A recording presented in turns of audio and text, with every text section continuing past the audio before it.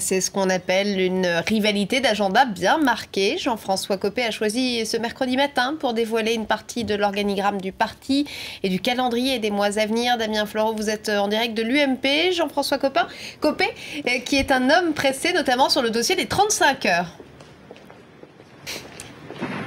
C'est vrai que ce dossier va agiter l'UMP en cette rentrée politique. Jean-François Copé l'a redit ce matin à l'issue du bureau politique du parti de la majorité présidentielle. Il a mis en place un groupe de travail censé remettre des propositions d'ici la fin du mois pour tout simplement supprimer, mettre fin aux 35 heures qui, selon le patron de l'UMP, ont tous les défauts du monde. Écoutez Jean-François Copé, il était tout à l'heure au micro de Caroline Boisson. Le problème des 35 heures, il est pour tout le monde. Voilà, c'est carton plein dans la difficulté. Ça coûte aux finances publiques des sommes colossales. Ça coûte aux entreprises de la compétitivité par rapport aux autres entreprises européennes. Ça coûte aux salariés en termes de pouvoir d'achat parce que les salaires n'ont pas augmenté.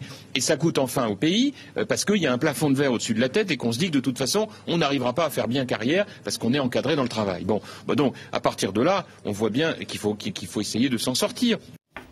Alors Damien, Jean-François Copé a choisi d'organiser cette réunion le jour même des vœux du gouvernement au président, une rivalité d'agenda tout de même bien marquée.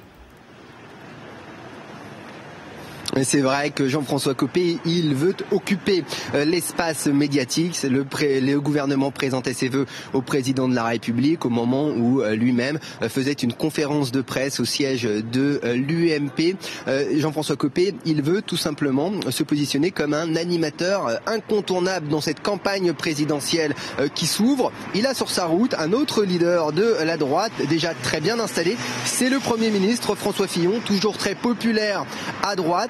Eh bien, un hasard du calendrier, encore une fois. Jean-François Copé, il va justement déjeuner avec le Premier ministre. Ce sera dans 1 heure à l'hôtel de Matignon. On y sera.